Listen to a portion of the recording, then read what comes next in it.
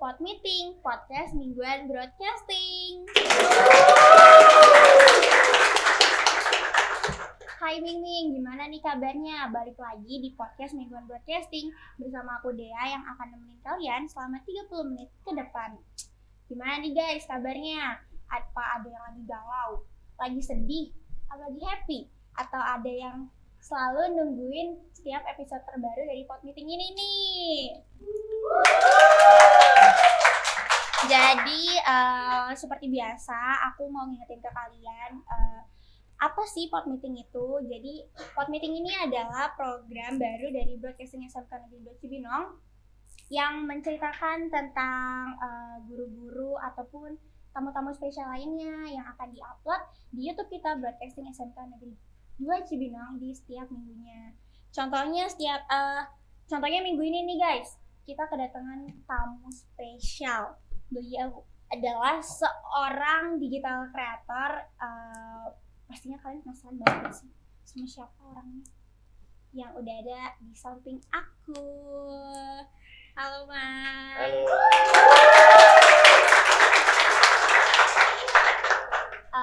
Sekarang aku udah sama Mas Aryo Faisal. Betul? Namanya? Rio aja panggilnya biar gampang. Mas Rio. Oke, sebelum lebih lanjut nih, aku mau perkenalan. Kita mau perkenalan lebih dalam sama Mas. Oke. Apa yang mau kenalin? Seperti namanya, nama mungkin. Oke, nama saya Rio. Saya bisa dibilang digital content creator, tapi bukan yang goyang-goyang ya di TikTok. Lebih kayak ke membuat video dari mulai animasinya, kemudian sampai videonya. Oke, sebelumnya aku dan tim di sini nih berterima kasih banget sama Mas Rio karena udah menyempatkan waktunya di sela-sela kesibukannya yang tadi katanya kurang tidur ya Mas. Gitu. Jadi sekarang kita mau ngobrol-ngobrol santai aja gitu. Oke. Sebelum lebih lanjut nih Mas, gimana sih Mas kesan pertama kali diundang di Pod Meeting ini? Ya, terus terang kaget ya. Saya nggak tahu kalau preparationnya wow ini. Ya. Kalau saya melihat sih ini udah hebat banget, udah rapi ya. Dan saya juga awalnya kaget diundang Pod Meeting ini ya. Namanya Pod Meeting Iya betul betul, Pod Meeting. Oke. Ya semoga bisa jadi bagian dari insight lain lah di sisi narasumber yang berbeda. Ya seneng supaya kenal teman-teman banyak juga di sini. Ya semoga bisa lebih interaktif kali ya. Iya. Biar teman-teman juga bisa beraktivitas yang lebih dalam nantinya. Makasih nih Mas sebelumnya karena kita juga bakal sharing-sharing hal-hal yang bermanfaat buat aku, buat teman-teman yang di rumah, buat teman-teman yang di studio dan mungkin juga buat Mas saya juga bisa jadi manfaat. Amin. Kita mulai dari awal nih guys. Kalau dilihat-lihat nih, ada yang bisa nebak nggak umurnya dari umur Mas Rio ini berapa? Ada yang bisa tahu nih guys? Ada yang tahu nggak nih teman-teman di studio? Tebak umurnya berapa? 17. Gak mungkin. 13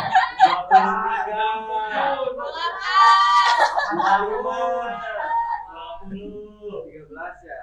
30. Bayi dong itu mah jadi. Berapa Mas umurnya? Ya alhamdulillah saya udah baypack ya. Jokesnya juga jokes bapak sini ya. Saya juga sudah dikaruniai anak 2 gitu. Jadi nggak mungkin dong kalau 17 tahun.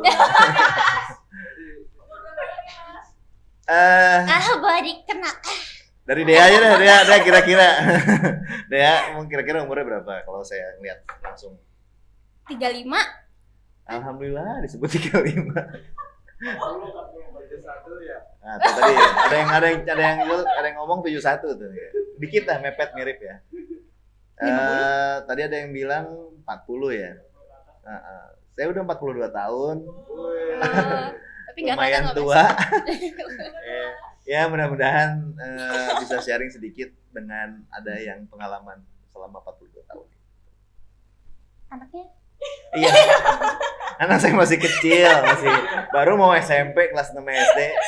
Jauh. Masih jauh. Oke, jadi kita di sini mau nanya-nanya tentang pekerjaan Mas juga. Oke. Tadi kan udah disebut di awal nih, Mas nih terkenalnya sebagai digital creator. Jadi Mas nih kerjanya Apa ya? Segala macamnya ya yang disebut video ya, sebetulnya audio visual. Kita sebetulnya belajarnya desain grafis. Jadi desain grafis itu kan berupa gambar ya, karena memang dari kecil saya senang gambar. Bergeraknya, berkembangnya menjadi seorang animator sebenarnya. Jadi saya besar dari mulai SMA sering gambar, kemudian kuliah juga di desain grafis. Dan kebetulan alhamdulillah profesi yang saya dalami sekarang berhubungan sama animasi dan desain grafis juga. Jadi kalau bisa dibilang itu sebetulnya profesi core bisnisnya animator. Cuman animatornya kan banyak ya. Ada animator yang kayak Upin Ipin, animator motion graphic, animator. Nah, itu juga bedanya ketika animasi kita bikin editing, kita juga bikin videonya pastinya kan ya. Jadi diedit. Iya. Ya mau nggak mau kita belajar menjadi seorang videographer juga, karena ada beberapa real shoot ataupun kayak shooting green screen atau kita suruh datang ke lokasi untuk supervisi animator. Jadi kita juga sebagai videographer. Nah, jadi kita intinya bisa syuting juga lah. Jadi animator core bisnisnya, videographer atau bisa dibilang sebetulnya bahasa yang sekarang tuh content creator ya. Content creator. Yes. Jadi kurang lebih itu. Teman-teman yang mau konsul nih, belajar lebih dalam, siapa yang suka animasi, mau jadi content creator juga bisa hubungi di Instagram Mas Rio yang kemarin saya stalk. Editor ini. Itu nambahin. Di situ ya guys. Animasi yang pernah Mas buat tuh kayak apa ya? Animasi itu luas ya, ada berbagai macam genre. Kalau yang teman-teman suka lihat, taunya kalau ngomongin animasi pasti Upin Ipin, ya kan? Sopo Jarwo, ya. Doraemon, ya. Jadi memang Shinchan, itu 2D ya. Jadi animasi itu ada 2D, 2D animation, ya, 3D animation, terus juga ada kita sebutnya motion graphic, dan yang terakhir animasi untuk visual effect, VFX. Jadi macam-macam. Jadi ya bukan berarti saya jago semua, bukan. Kalau saya tipikalnya lebih kayak ke palu gada aja. Jadi kalau klien mintanya apa, kita coba provide. Intinya begitu. Jadi nggak semua juga yang saya lakuin. Memang saya belajar dari mulai kuliah. Saya ikut di studio animasi satu di Bandung, tapi dia animasinya untuk sinetron. Jadi disebutnya VFX ya. Pernah lihat ini kayak naga-nagaan, singa-singaan, buaya-buayaan, animasi Indosiar ya. Nah itu proses-proses saya yang belajar pertama itu. Nah lagi culun-culunnya tuh. Nah, alhamdulillah pernah di posisi itu. Terus kemudian bikin film seri. Film seri itu ada kartun dulu kalau belum lahir sih sebetulnya. Dia kartunnya kartun silat tapi 2D animasinya. Jadi kita bikin buat dari animasinya 2D. Sebetulnya saya tuh banyaknya lebih ke 3D animasi. Jadi kita menggunakan 3D Studio Max softwarenya, kemudian bikin animasi 3D yang kayak kalau sekarang mungkin yang terkenal kayak model Unyil ya. Unyil yang ada 3D ya, Unyil ya. Dulu Unyil pernah dibuat animasinya series juga tapi versi 3D. Jadi kayak pendek lah ya kalau nggak salah cuma 12 episode. Itu juga gagal sebetulnya. Jadi maksudnya nggak terkenal gitu ya. Jadi itu animasinya. Itu jadi bidang yang saya pernah lakuin. Tapi berkembang dengan waktu, saya lebih ke support di post production. Kalau di post production itu kan ada editing tuh. Nah, nanti di editing suka nambah-nambahin grafis kayak logo, bumper, animation, kemudian prosesi, event. Banyak sekarang ngerjain buat event. Kemarin terakhir ngerjain buat Honda. Alhamdulillah launchingnya Honda HR-V RS yang merah tuh. Kalau pernah tahu yang lihat di jalan-jalan. Mobil-mobilnya para vlogger kaya. Itu Mas yang buat? Iya, launchingnya. Ya, bukan saya sendiri, tim. Ketika syuting, kita supervisi, kemudian kita di editingnya, di animasinya kita yang buat semua kompos sampai launching. Ada beberapa sih klien kita juga nggak hanya Honda. Pertama awal-awal kita bikin animasi buat Daihatsu. Jadi Daihatsu itu sering membuat video tutorial atau video apa namanya, kayak video pencerahan ya, disebutnya explanation video. Jadi gimana cara ngutang Daihatsu? Nah, berarti nanti dia ketemu sama dealer, ketemu sama bank, ketemu sama, nanti kita bikin video tutorial itu untuk ditayangin di YouTube-nya mereka. Kemudian juga kita ada Mitsubishi kemarin launching juga. Kemudian beberapa brand factory, lebih kayak ke ini ya apa namanya, manufacturing. Jadi kalau mobil-mobil itu kan semuanya ada kayak part-partsnya tuh. Kita juga menghandle beberapa perusahaan-perusahaan atau PT yang membuat mobilnya itu. Jadi banyak-banyak kita membuat video ataupun animasi konten untuk kebutuhan klien. Jadi kita sebetulnya lebih kayak ke customer service sih. Jadi pengennya apa kita buatin. Tuh guys, banyak banget kan pengalaman-pengalaman dari Mas Rio ini, keren banget nggak sih? Pusing. Tadi kan ngebahas klien ya Mas. Oke. Cara Mas ngedapetin klien itu biar kliennya mau di Mas Rio gimana sih Mas? Karena kita nih juga ada program buat Nyari klien. iya gitu, bisa bagi ilmunya buat kita semua di sini. Iya, setiap negara beda ya cara konsumtifnya ataupun cara nyari ininya, nyari kliennya. Karena saya dulu kan sekolahnya di Bandung, kemudian mengajar, jadi saya ngajar kursus-kursus, dan kemudian kerja di studio animasi, dan kemudian ke Jakarta, ke PH, ke Post, majalah, Post Production. Jadi backgroundnya itu memang di Indonesia, tapi ketika saya kerja di luar negeri, itu caranya lain lagi untuk menjual atau memarketingkan produk kita gitu ya. Pada saat itu saya hanya bekerja sama perusahaan. Nah paling tepat memang sih kita biar tahu tuh memang merasakan gimana caranya menjual produk atau jasa kita itu kepada klien melalui perusahaan. Karena itu terstruktural ya. Klien company juga punya jaringan, ada networking, ada marketing atau sales punya list klien gitu. Jadi kita bisa diakses lewat situ.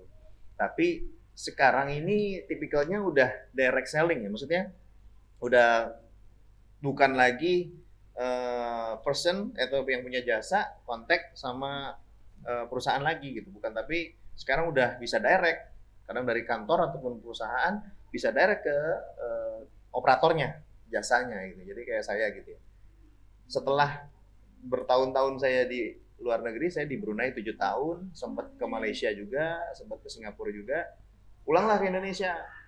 Itu udah beda lagi cara untuk memarketingkan atau sales kita punya produk. Yang tadinya awalnya kita hanya tinggal nunggu kerjaan dan datang gitu ya, sekarang kita harus berjualan. Saya coba ngelamar supaya ngelihat dulu ya flow di Indonesia itu gimana sih kalau menjual produk. Ngelamarlah saya ke beberapa perusahaan, alhamdulillah beberapa TV, stasiun TV saya kirim semua CV dan produk saya. Hampir sekitar 13 sampai 15 lamaran. Alhamdulillah ditolak semua. Nggak apa-apa Mas. Jadi memang caranya melihat orang itu ketika orang sudah kerja di luar negeri selalu berpikir makanya, ini gajinya pasti mahal ataupun skillnya over skill segala macam. Nah itu yang membuat saya sendiri bingung, adaptasi lagi tuh. Jadi dari situ kosong lagi tuh. Setelah 2 tahun itu baru ada penetrasi bisa menjual produk. Kenapa? Jadi pengalaman saya yang saya nge-apply itu di perusahaan-perusahaan itu, justru saya di interview, walking interview, bukan menjadi patokan bahwa saya akan masuk ke perusahaan yang di interview itu. Justru mereka karena ditolak semua karena melihatnya mungkin, ini sih bisa mengerjakan proyek kita nih, bisa ngebantuin. Akhirnya diteleponlah, Mas Rio bisa nggak bantuin kita bikin video ini?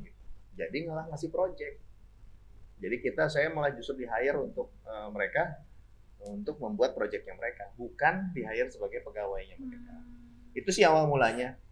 Nah kemudian kan memang kita juga dulunya bekerja di industri ya. Sebelum saya ke luar negeri itu saya memang di Jakarta kerja di production house, kerja di post production.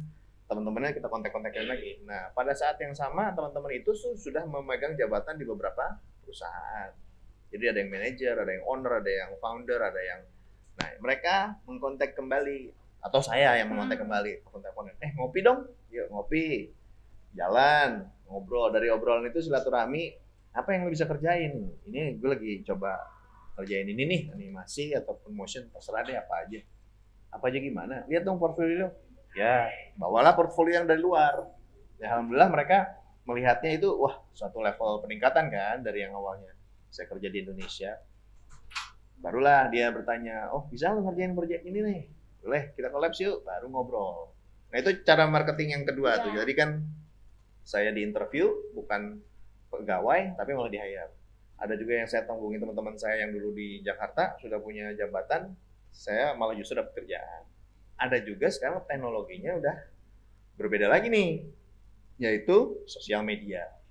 Jadi kita benar-benar uploading semua kerjaan kita, proses yang kita sedang bekerja, ataupun reels ataupun hasil-hasil compilation kita taruh di YouTube, Instagram, Facebook, ataupun kadang-kadang kita mengiklan sendiri. Itu yang cara mencari klien. Berbeda-beda sih polanya. Jadi ini yang saya sedang terapkan karena sekarang sudah berbentuk studio dan kebetulan alhamdulillahnya sudah menjadi PT sekarang. Namanya Vertex Cinema Visual Indo. Jadi Mas Rio ini udah punya production house. Ya, boleh ya, disebut begitu. Production house, ataupun kita juga post production, ataupun intinya sih kita suatu badan ataupun jasa untuk membuat konten digital gitu. Jadi teman-teman barangkali ada yang mau join, silakan. Siapa yang mau join, cung tangannya. Nah. Tadi kan kita udah mau bahas tentang gimana caranya dapat klien, gimana kita bisa bekerja itu loh Mas. Yang terakhir kan tentang kita share ke media sosial. Ini kan yang paling umum di zaman sekarang ini ya Mas. Gen Z nih ya. Iya betul. Jadi kalau misalnya itu berarti salah satu cara yang efektif buat di-share ke sosmed. Jadi lebih simple gitu ya Mas. Ya, itu paling efektif dan sekarang memang berandanya ya. Jadi berarti seorang itu harus punya Instagram sebagai profil dirinya. Siapa yang Instagramnya masih kosong, profilnya nggak ada. Fake account, ada fake account. Aduh. Kamu juga. Aduh. Tadi kan bahas tentang production apa? Vertex ya? Ya. Bisa diceritain nggak Mas proses sampai bisa didirikan Vertex itu? Kenapa jadi bisik-bisik? Apa ini? Rahasia sebenarnya. Bingung. Kenapa ya bisik-bisik? Ada yang rahasia ya. Proses bikinan perusahaan sebetulnya bukan mudah juga ya. Ini juga kepalang karena harus berhubungan sama badan pemerintah dan pajak akhirnya menjadi PT Vertex Cinema Visual Indo. Ya kita nyebutnya Vertex Cinema aja lah ya. Nah dulu awalnya kan saya memang berjualan diri sendiri ya. Yang dijual Rio-nya. Jadi saya dulu punya website namanya riovertex.com. Sampai sekarang sih boleh dicek. Nah, itu berupa website atau landing page ya. Nanti bisa connect ke Instagram, boleh ke YouTube channel, bisa segala macam. Ya pada dasarnya dulu ya berjualannya ya di website itu. Jadi kita ada klien mau lihat apa, tinggal visit ke website, ada beberapa produk yang pernah kita kerjakan. Nah, dari seiring dengan berkembangannya waktu, klien datang dan saya sudah buat studio, saya sudah ada pegawai, terus kemudian ada teman-teman yang magang juga dari SMK. Ya lama-kelamaan kita harus berbadan hukum karena klien-klien kita udah merupakan pemerintahan, kemudian ya dari government, ada Kemenkeu, kemarin Mas Sri Mulyani juga, Wapres, Wakil Presiden, kemudian selain itu juga ada Kemendikbud, kemarin kita juga di Bandung, Kemenbudpar, kemarin juga kita berhubungan sama budaya dan pariwisata di Bogor. Jadi memang itu diperlukan adanya berhubungan dengan pajak ya, pokoknya intinya kalau pekerjaan itu mau nggak mau kita di Indonesia harus bayar pajak. Akhirnya PT itulah yang menjadi badan hukum dan legal usaha untuk diakses melalui finance dan akhirnya nanti bisa masuk ke rekening kita. Gitu. Jadi intinya sih pembangunannya ya proses panjang. Saya tuh membangun Rio Vertex itu dari 2006 sebetulnya, website pribadi. 2006. Nah, 2006 itu belajar bikin website sebenarnya. Jadi iklan semua saya tampilin aja di situ asal-asalan. Nah, lama-kelamaan orang kok malah sering lihat ke situ ya berlangganan sampai sekarang di website itu sebagai landing page. Nah, yang sekarang yang lagi rame anak Gen Z itu lebih kayak ke Instagram kan ya. Kita ngikutin aja, belajar di Instagram. Nah, teman-teman juga yang magang diajarin bikin reels, bikin story, bikin konten, feeds, grid, desain di Instagramnya. Jadi mau nggak mau kita juga jualan di Instagram. Gitu kurang lebih prosesnya. Itu berarti Mas udah ngalamin susah senangnya nih waktu ngebangun Alhamdulillah, PT sampai ini. rekening kosong juga pernah. Ada. Tadi kan Mas juga ngomong ada beberapa anak magang. Gimana sih Mas cara ngebimbing anak magang ini? Kan kadang ada yang begajul gitu. Ada yang gimana gitu Mas? Iya, begajulan bener sih ya. Memang anak-anak itu kadang-kadang ya tidak bisa disalahkan ya. Maksudnya Gen Z ini kan, saya menerima magang itu semenjak milenial sebetulnya. Cuman milenial sebelum pandemik itu masih lumayan bisa terkontrol tuh. Banyak teman-teman yang sudah jadi ex magangers kita nyebut ya. Kita kumpulin dalam grup WA itu rame dan mereka potensial udah bagus-bagus. Ada yang mengerjakan buat One Piece. Dulu pegawai saya tuh One Piece, ada yang nonton? Animasi One Piece. Ya, ada yang bikin Episode banyak backgroundnya. itu, Mas. Iya, itu temen anak SMK juga yang magang dulunya jadi pegawai saya setahun lebih. Sekarang udah di Tangerang, ada studionya dan dia mengerjakan One Piece. Kemudian ada teman juga teman-teman magang juga yang udah di Bali. Sekarang dia mengerjakan proyek-proyek luar negeri karena base kerja kantornya di Bali. Jadi banyak yang udah lumayan alhamdulillah sukses, bahkan bikin brand sendiri. Jadi mereka karena melihat dia juga bisa video, bisa foto, dan dia bikin brand foto dan video sendiri dari mulai wedding, corporate, service, ya akhirnya dia bisa berdiri sendiri. Itu yang magang. Nah, ketika Gen Z kesini nih, abis pandemi memang generasi Gen Z ini agak lumayan tricky ya, karena mereka dibiasakan semuanya serba mudah. Jadi mulai kayak pesan makanan lewat online, kalau pengen jalan-jalan apapun semuanya serba online, beli barang pun online datang ke rumah. Jadi tidak ada proses, tidak ada perjalanan mereka belajar bermutu gitu ya. Jadi akhirnya kan cuma lihat YouTube, nonton di Zoom, kadang-kadang kalau diajarin gurunya juga ya. Ngerasain dong ya, berarti ya waktu pas sekolah ya. Iya, benar. Ya jadi di situ mungkin mereka ngerasa gue bisa ngapa-ngapain kok, ada pilihan. Jadi intinya ngapain dengerin yang orang ngomong, ntar saya segala macamnya bisa di rumah gitu. Sementara orang tuanya sangat susah payah gitu ya untuk mensekolahkan anaknya gitu. Nah jadi ketika magang itu intinya sih saya bukannya saya harus mendidiknya keras ya, hanya kalau anak-anak bilang saya itu tegas. Jadi kalau misalnya prinsipnya gampang, kalau mau magang silakan, kalau enggak silakan pulang. Saya tipikalnya begitu. Jadi bukan ngepengen mereka merasa sedih ataupun ketakutan, tapi ya buat apa di studio juga gitu. Kalau misalnya nggak pengen magang, pengen pilihan lain, ya monggo, mendingan di rumah. Gitu. Iya. Jadi intinya sih nge-guide-nya mereka harus agak sedikit strict rules-nya. Karena di luar nanti juga di industri juga akan lebih keras ya tempaannya ya. Nah, tapi itu bukan cara yang paling baik sebetulnya. Ada cara yang lebih baik gitu ya, lebih ngayomi, ngomong, dan pelan-pelan lah kita coba arahkan dengan cara yang lebih lembut. Siapa nih guys yang lulusan pandemi? Kalau lagi Zoom meeting bukannya belajar malah tidur. Siapa tuh? Ngaku semuanya. Aduh. Kita tadi udah ngebahas perjalanan Mas Rio dari 2006 sampai sekarang 2023. Iya. Jadi udah 18-17 tahun. Ya kalau di industri sebetulnya udah 20 tahun lebih. Wow, 20 tahun.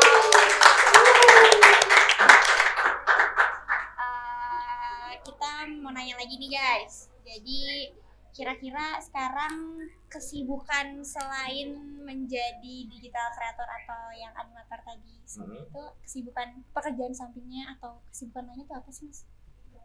Ternak teri ya? Teri. Iya saya lagi senang sekarang ternak teri. Ternak teri guys, yang mau beli ikan teri kontak Mas. Ternak teri itu singkatan. Mas Antar anak, antar istri. ke ini nih. Terlalu serius. Berarti itu guys, ternak teri, mantap.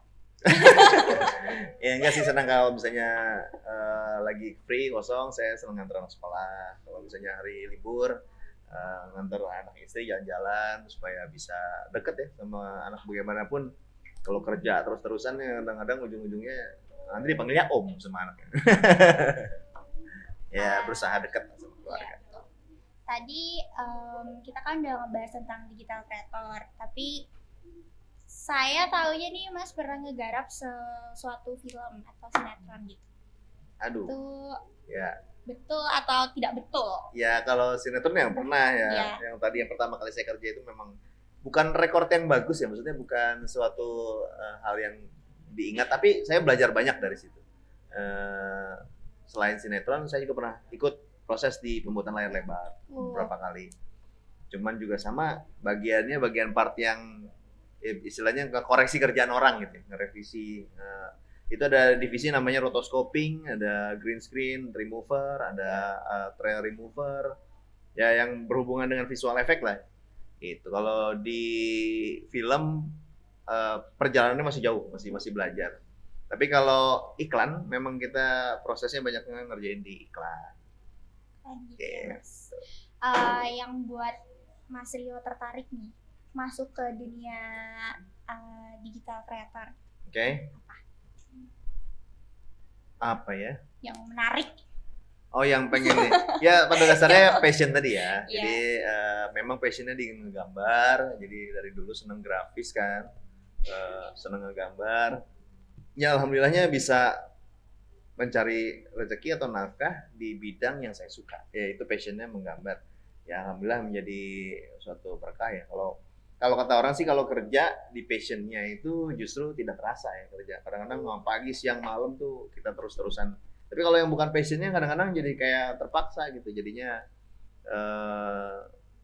kayak punya tekanan batin gitu. Kalau saya memang suka, jadinya alhamdulillahnya digeluti terus dan bersyukur kerja di bidang passion yang kita hobinya gitu. Suka ya. Gitu guys, berarti pada dasarnya kita harus melakukan pekerjaan yang kita suka, bukan yang dipaksakan karena akan menjadi tekanan batin. Yes. Ya gitu. Jadi gak boleh dipaksa ya teman-teman ya. Harus sesuai. Harus ikhlas. Iya, ikhlas itu yang paling penting, ikhlas. Tadi kan kita udah ngebahas tentang Mas lagi nih. Tapi kalau nggak salah Mas nih pernah berkolaborasi sama tim-tim yang lain kan Mas? Oke. Gimana sih caranya supaya bisa nyicip Lumix atau orang dalam?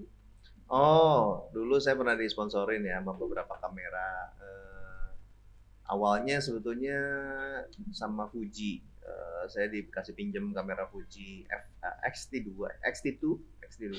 Karena pada saat itu mau syuting bosnya yang si Jepang itu di Jakarta. Tapi nggak bolehin pakai kamera lain, hanya boleh pakai kamera Fuji. Jadi kita dipinjemin kamera itu untuk mempelajari dan akhirnya kita syuting si bos Jepang itu. Kemudian berkembang sering waktu, saya sering ngasih workshop kan ke beberapa kampus, ke SMA SMK. Kemudian dikenalkanlah kita ke komunitas namanya DCI, Digital Cinematographer Indonesia. Itu se-Indonesia membernya 200.000 lebih. Dulu Facebook group ya, sekarang udah ada di setiap kota ada. Nah, direkomendasikan untuk mengerjakan proyeknya Fuji. Pada saat itu baru keluar kamera GH4. Jadi dia pertama kalinya si Lumix ini ngeluarin, salah saya ngomongnya tadi ya. Harusnya Lumix ya. Iya. Lumix baru ngeluarin kamera GH4 yang 4K pertama. Karena pada saat itu 4K sangat berat dan kebetulan saya punya laptop ROG Asus yang bisa ngedit 4K.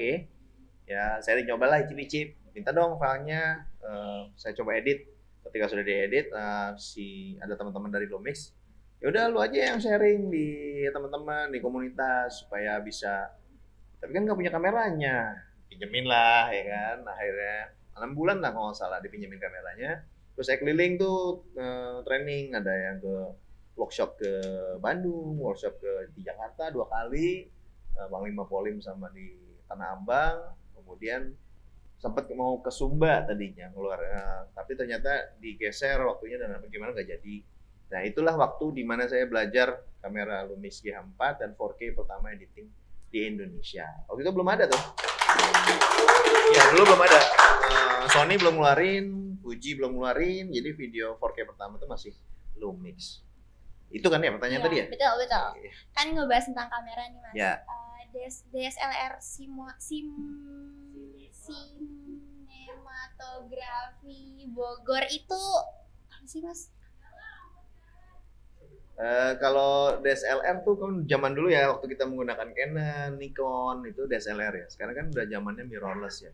Jadi dulu ada komunitas namanya DSLR Sinematografi Indonesia. Itu ada di Indonesia tadi yang saya ceritain. Nah, di Bogor juga punya komunitasnya DSLR itu sekitar membernya 200-an lah. Jadi setiap kota tuh ada, Jakarta, Bekasi, Tangerang, Medan, Surabaya, ada di semua ada DCI. Singkatannya DCI. Berubahlah DSLR itu menjadi Digital Cinematography Indonesia, Sinematografer Indonesia. Nah, jadi itu kumpulan teman-teman yang senang ngulik ataupun berjibaku dan berpotensi mengerjakan proyek di Indonesia. Jadi mengenai video. Kurang lebih itu sih. Tentang tadi kamera yang tadi. Iya, tentang kamera tadi. Kita mau ngebahas tentang media sosial nih Mas.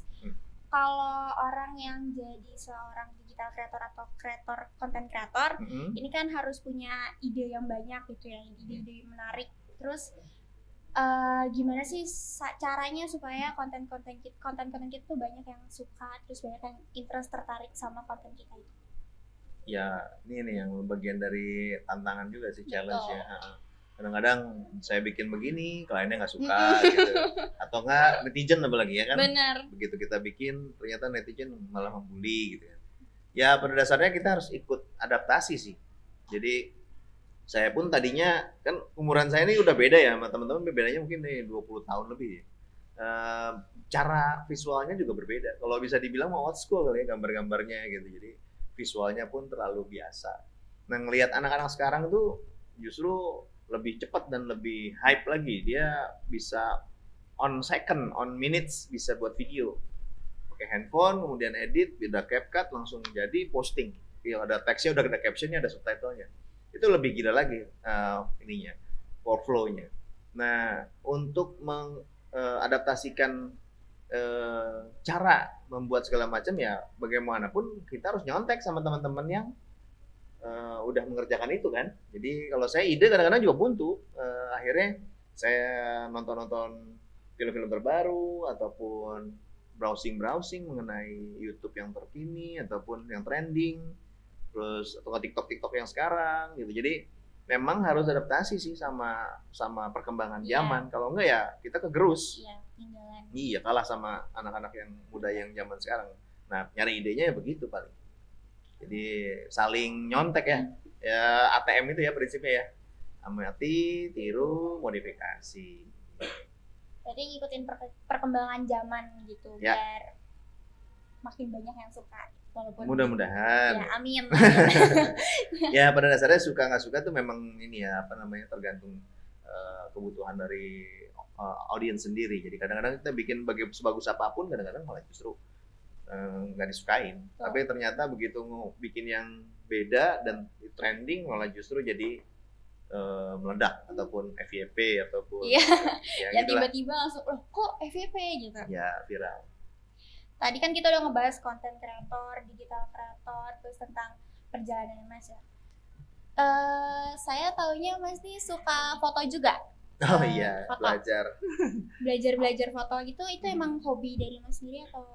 Ya, saya tuh punya memori sendiri ya sama fotografi ya. Jadi pada waktu saya kecil, maksudnya kita ngomonginnya SD, SMP gitu ya.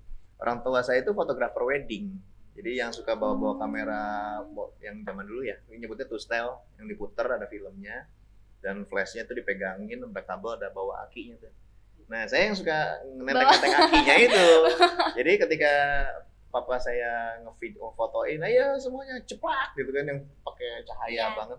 Saya tuh yang megangin akinya di samping dijagain gitu. Jadi kita memori saya tuh di Jumat Sabtu itu dulu bukannya kumpul keluarga, tapi kerja ikut sama ayah saya.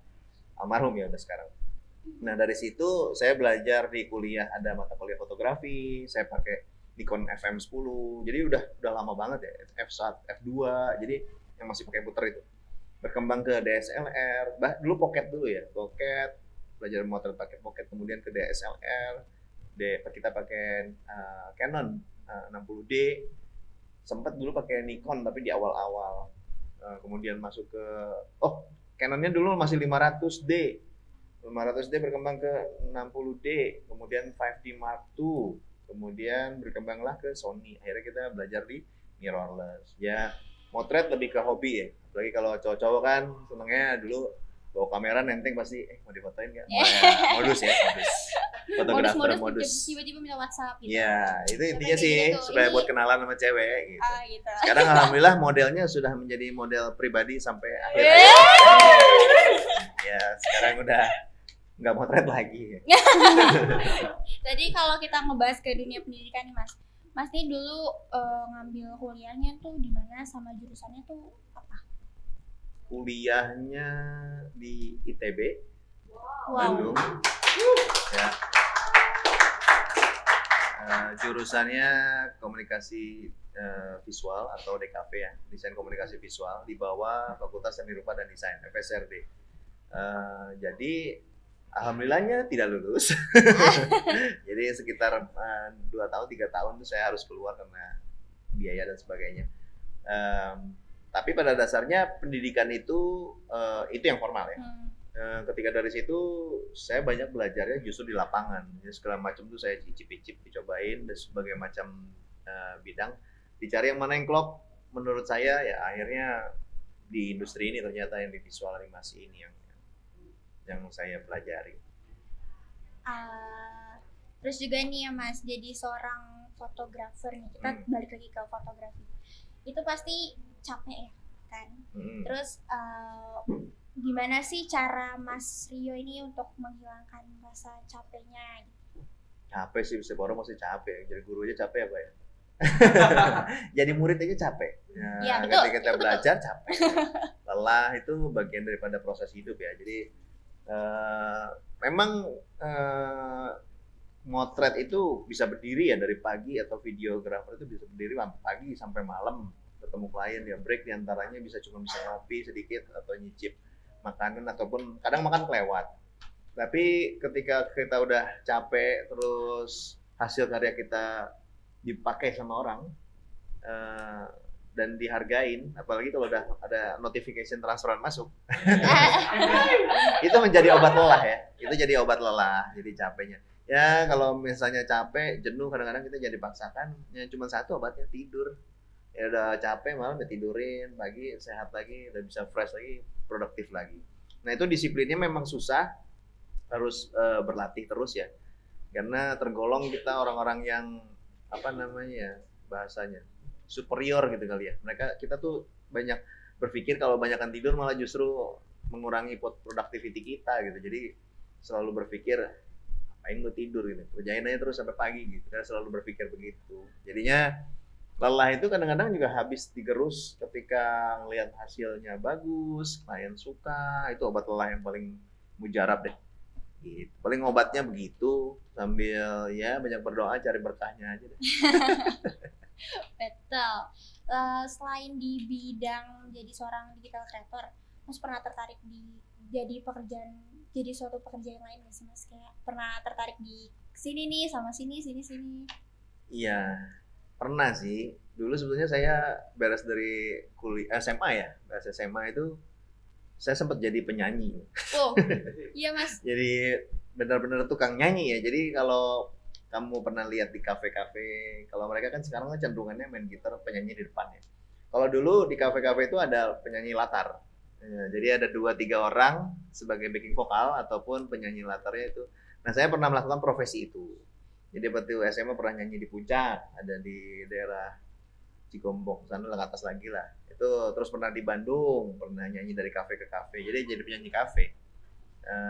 Tapi memang hasilnya kok tidak sebanding dengan capeknya gitu. Kadang-kadang ngeliat wah ini nggak dapet duit ini, kemudian kecuali suara saya bagus banget dan tenar gitu kan, mungkin jadi artis yang sekarang. Tapi ngelihatnya tidak potensial nih. Udahlah, saya mengurungkan niat itu. Akhirnya ya kembali kepada ranah core bisnis yang disukai. Nah, passionnya ternyata di sini gitu. Makanya saya coba-coba dulu dan akhirnya ketemunya di sini. Ada nggak sih Mas pengalaman yang nggak bisa dilupain gitu atau berkesan banget sebagai digital creator? Sebagai digital creator, Iya. banyak sih pengalaman sih. Cuman Yang apa paling ya, berkesan. yang berkesan. Tapi ya baik atau lebih ke buruk ya? Yang berkesannya gimana ya, Mas? Ya kalau buruk dan ininya sering sih kita dimarah-marahin sama klien nih kalau misalnya klien kecewa ataupun komplain. Kita pernah juga beberapa kali gitu ya. Tapi itu bagian menjadi apa ya, evaluasi kita untuk menjadi terus lebih baik. Yang berkesan apa ya? Ada sih satu, saya nggak tahu ternyata saya bikin video saya dipakai di UK London. Jadi Sampai luar negeri berarti. ya, waktu itu Disparbud ya, Dinas Pariwisata dan Budaya itu bikin video mengenai puisinya siapa itu yang Aku Adalah Binatang Jalang. Itu puisinya siapa tuh? Ada yang tahu nggak? Nah, itu divideokan. Jadi kita syuting ke Jogja, ada pakai art kontemporer dancing gitu ya, yang dikombinasiin sama cat yang di splash. Nah, itu dikeluarin ketika dia nari, kalau ada splash lagi gitu. Itu visual, jadi kayak visual art ya. Dan itu ditampilkan di museum art ataupun perpustakaan di UK London. Itu dipasangnya bukan LED wall ya, tapi lebih kayak ke drum wall. Jadi bentuknya bulat. Jadi orang-orang tuh baca buku keliling-keliling itu, di atas itu video itu main terus. Bentuknya kayak drum gitu. Ukurannya berapa meter itu ya? Diameternya itu hampir sekitar 15 sampai 20 meter gitu, besar banget. Dan itu tayang si video yang saya buat. Oke, keren banget ya sih guys, videonya sampai ke luar negeri loh. Ya, itu yang kayak gitu tuh, obat capeknya itu. Yeah. Oke, karena tadi kita udah kenalan sama Mas, kita udah ngobrol-ngobrol banyak. Sekarang kita masuk ke sesi Q&A dari netizen yang ada di sekolah ini, Mas. Kita punya netizen. Ada ya? Ada yang julid, Aduh, ada yang takut. pertanyaan yang pertama nih. Oke. Apa yang membuat Mas nyaman berkarir sebagai seorang digital creator? Yang bikin Mas nyaman? Nyaman. Ya, passionnya di sini. Alhamdulillahnya bisa mencari uang dan nafkah buat keluarga di sini. Ya, kalau bisa itu dibilang itu posisi titik nyaman. Kalau buat saya ya. Ya itu paling. Karena passionnya ada di situ. Yes. Oke, terus pertanyaan yang kedua nih, ini pertanyaan tadi nih. Mas Rio ini umurnya berapa? Tadi 13 tahun. 13 tahun. Apa berapa tahun? 42. 42 tahun. Beranjak ke 43 tahun. Selain menjadi digital, ini pertanyaan yang tadi nih, udah ditanya nih. Tadi kan udah dijawab ya, selain menjadi digital creator, ada pekerjaan sampingnya tuh apa tadi? Ikan teri. Apa tadi? Ternak teri. Iya, ternak teri. Itu pekerjaan samping Mas Rio ya guys ya. Terus ada lagi nih pertanyaan baru. Mas punya sosok inspiratif gak? Atau sosok yang bikin Mas termotivasi sampai sekarang gitu? Banyak sih. Kalau luar negeri banyak teman-teman yang di komunitas 3D animator ya. Saya tuh sangat ini banget ya, adore banget sama visual effect. Jadi beberapa film layar lebar yang kita selalu tonton itu ternyata teman saya sendiri dulu yang ngerjain. Dulu waktu saya kerja di Brunei ada satu namanya Yohanes Kurnia.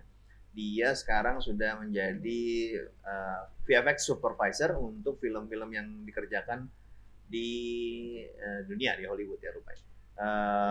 Sebut saja film-film Pirates Caribbean. Kemudian saya juga suka sama guru saya Rini Sugianto yang ngerjain film-film kayak Hobbits, kemudian Ninja Turtle, terus Star Wars yang kemarin juga sama teman saya gitu. Jadi saya tuh sangat amazed sama visual effect. Jadinya seneng ngelihatnya teman-teman ini sudah berkarya dan sampai ke luar negeri gitu, petnya ya. Nah tapi di di samping itu kan mereka memang konsentrasinya di bidang itu sampai menikah juga ya di sana dan di luar negeri gitu. Saya menempuh itu visual effect atau segala macamnya mencobalah di Bogor, kota kelahiran saya Iya. kecil gitu. Terciptalah Vertex ini. Ya, mudah-mudahan lah. Amin. Tapi Mas, kalau misalnya kita nih anak sekolahan yang udah lulus mau jadi ngelamar kerja gitu, loker, bisa? Boleh. Bisa. Setiap minggu atau setiap bulan saya sering menerima surat lamaran dan portfolio dari teman-teman SMK yang baru lulus. Makanya saya juga bikin grup yang magang di saya. Insya Allah mereka sudah pada bisa bekerja, mau kerja paruh waktu ataupun full time bisa. Yang bermasalah adalah konsistensinya.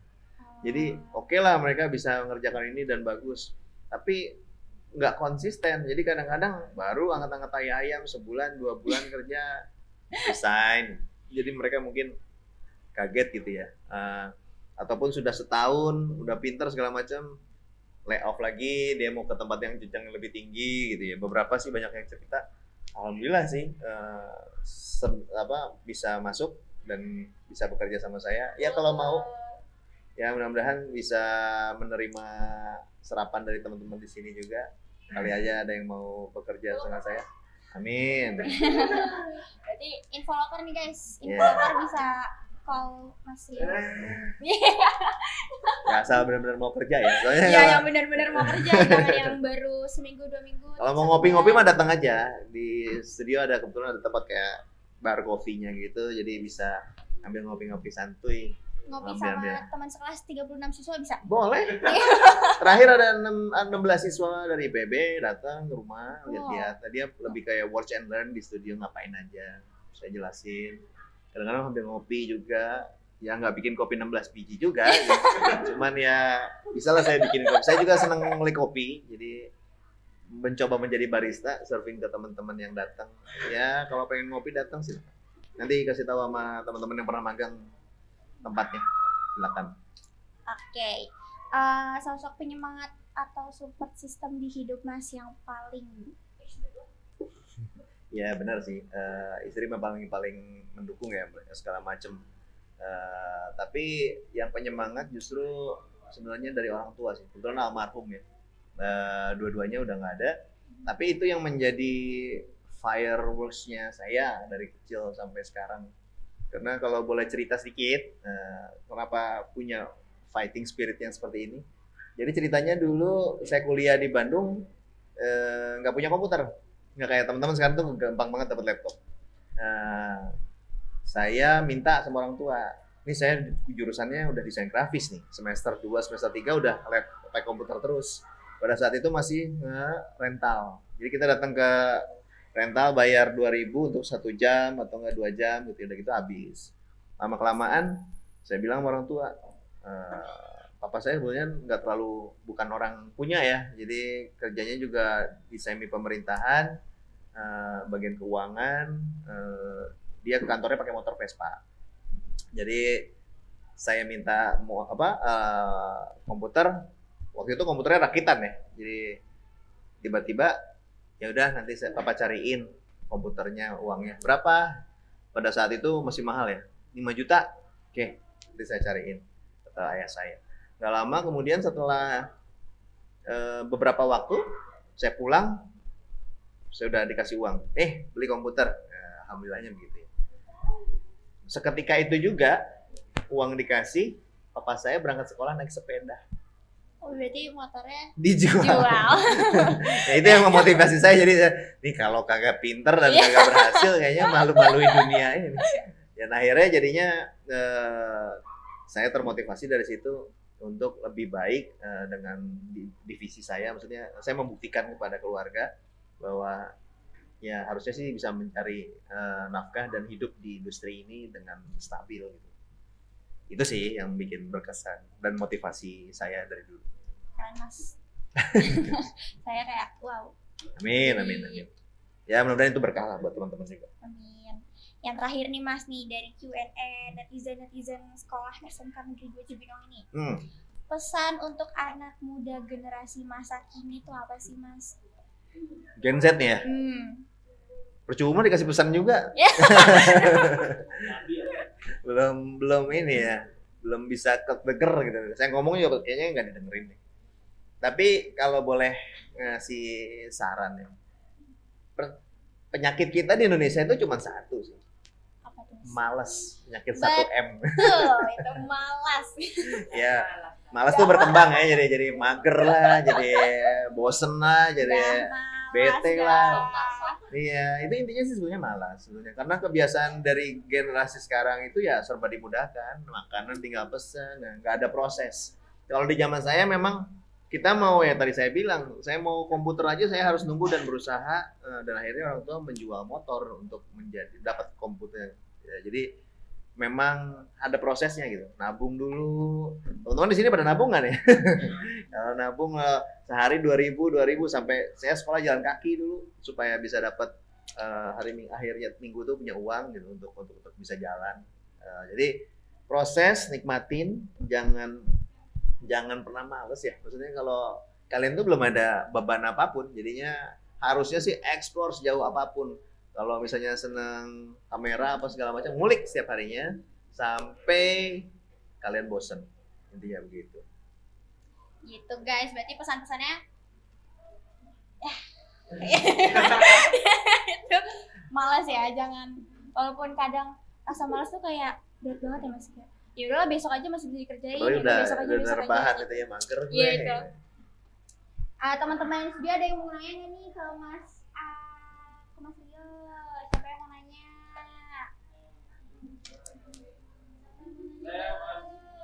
Ya. Mas, boleh tahu nggak sih karena tadi kan banyak ya proyek-proyek yang udah dibuat Mas Rio. Ada nggak sih Mas proyek terbesar yang pernah Mas buat? Jadi itu proyek apa? Besar apanya nih? Skala projectnya atau besar duitnya? Ya, kan.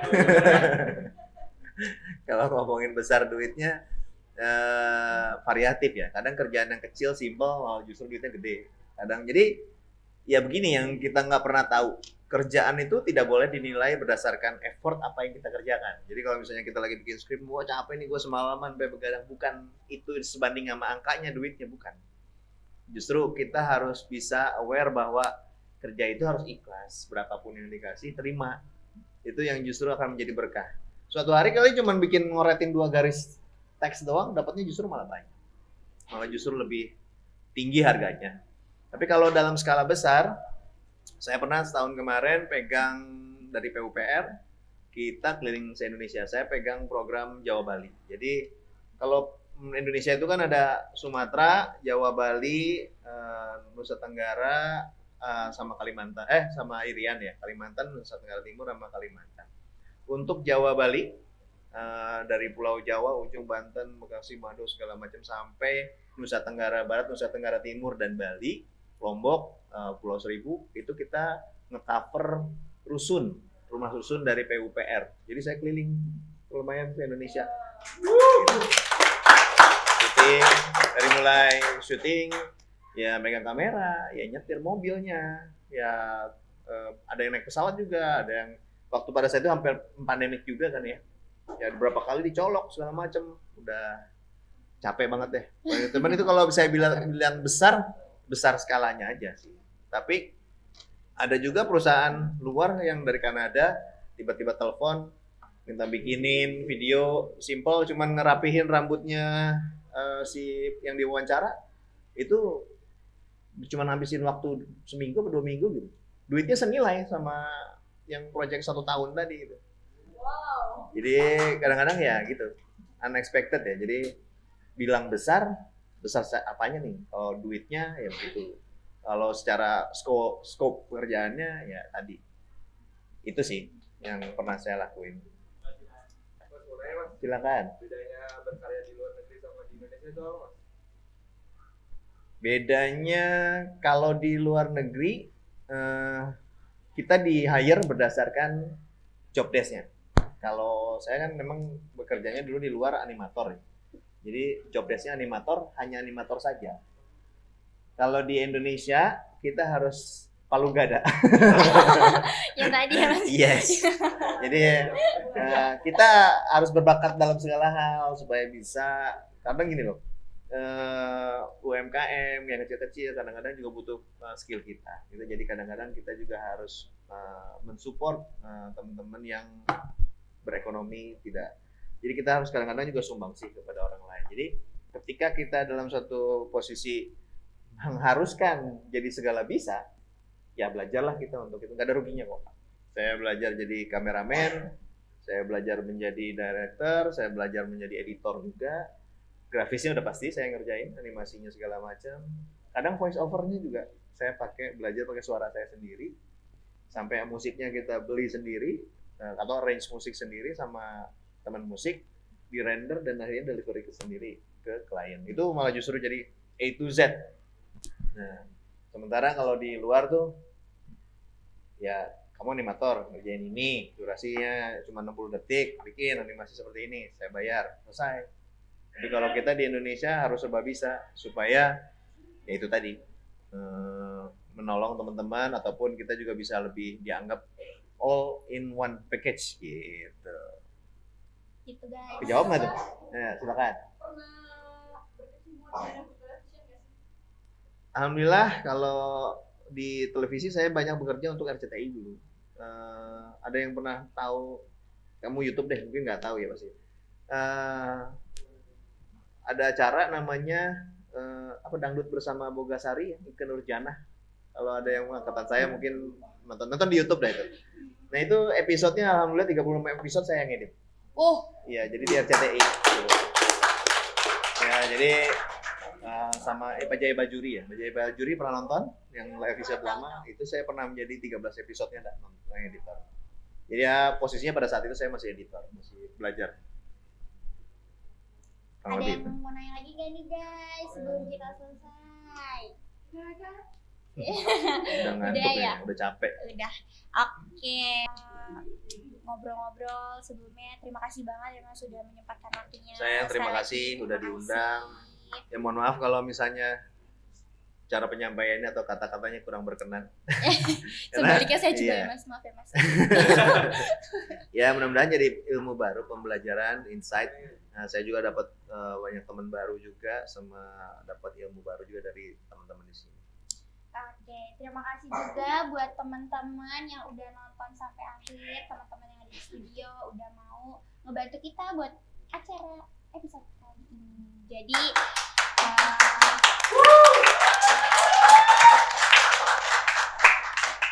jangan lupa saksikan Pod Meeting di setiap minggunya di YouTube SM Kita Broadcasting SMK Negeri 2 Cibinong. Mas, ada yang mau disampaikan promo YouTube, Instagram, sini? Ya nanti dilampirkan aja. Instagram saya Oh ya jangan lupa teman-teman di sini ada berapa orang nih? 36. Nah bantu ya di follow. Follow guys, follow. Instagramnya Aryo Faisal sama riovertex.com, DOTCOM yang belakangnya, riovertex DOTCOM itu Instagram perusahaannya. Websitenya kalau boleh di share and like silakan, YouTube channelnya. Tugas editor nih. Oke semuanya, terima kasih buat yang udah nonton sampai habis. Jangan lupa kalian like, share, komen, dan subscribe Kita Broadcasting dan YouTube Masnya juga ada ya. Bye guys, sampai ketemu di next episode.